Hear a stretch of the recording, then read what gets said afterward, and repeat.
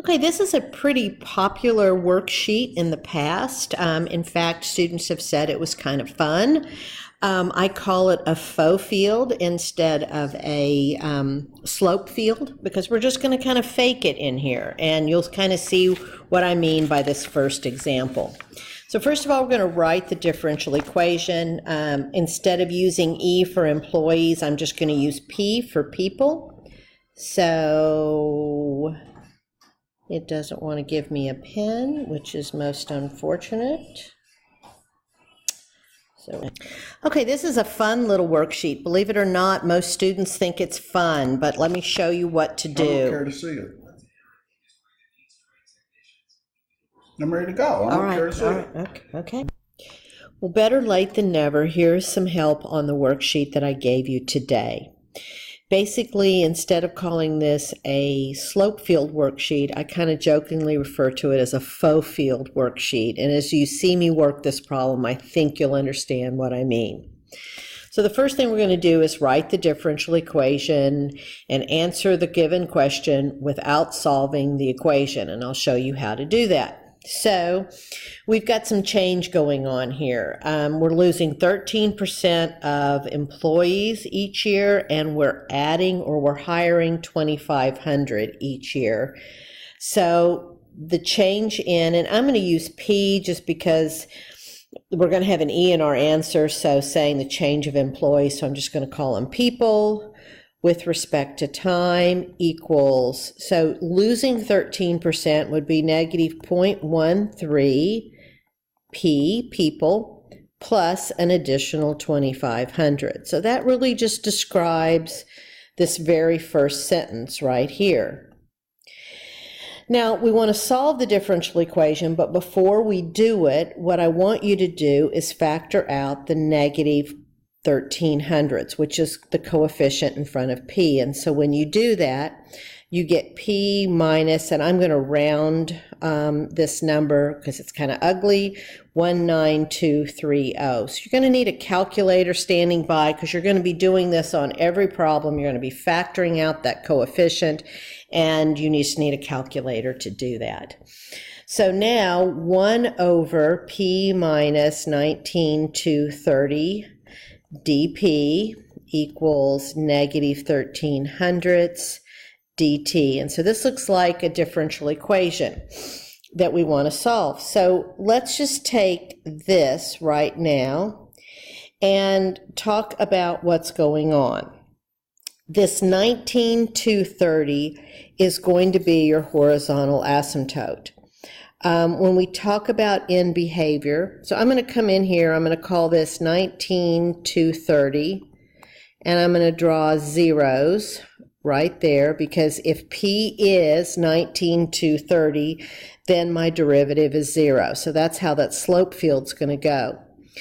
And you're either going to be increasing up to the asymptote or decreasing down to it. So here's where I'm talking about making a faux field. In other words, I'm not putting anything in.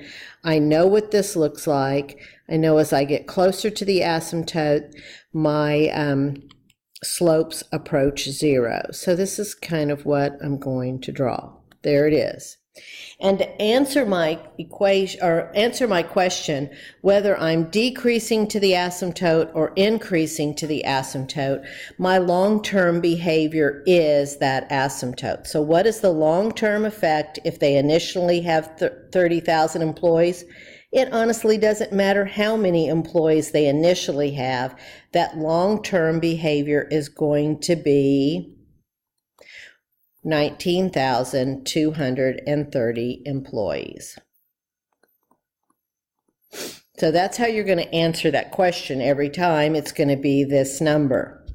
And you don't have to solve the differential equation to do that.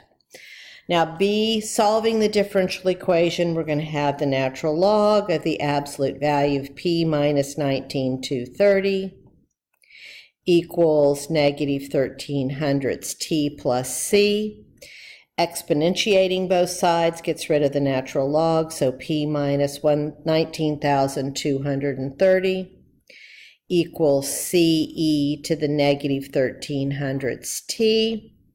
So P equals CE to the negative 1300ths T plus 19,230. And so you can now really see that that asymptote does appear at 19,230.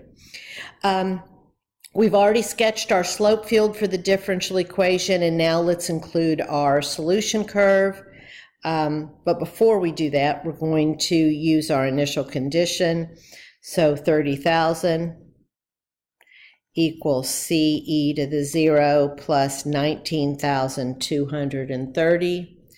So let's see what we're going to get there.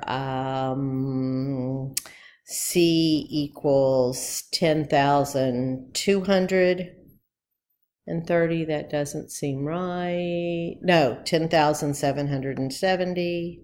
I'll get this right.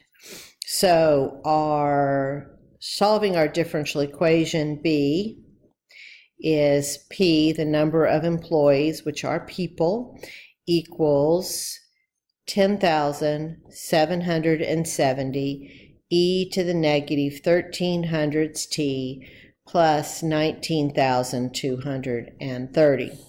So that's our answer for B.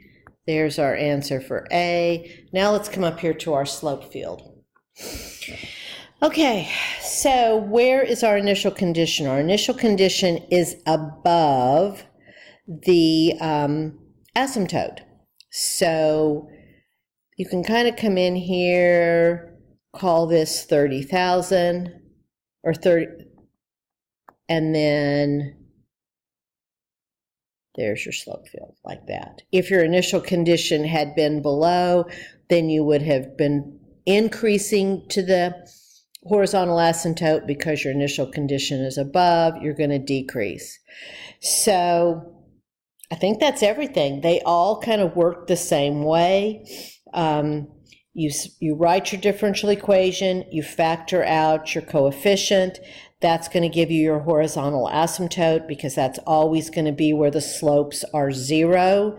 So you'll put your horizontal asymptote in, solve the differential equation, use your initial condition, and then look at your initial condition, and if it's greater than your asymptote, you're going to decrease down to the asymptote. If your initial condition is below, then you're going to increase up to the asymptote. See you tomorrow.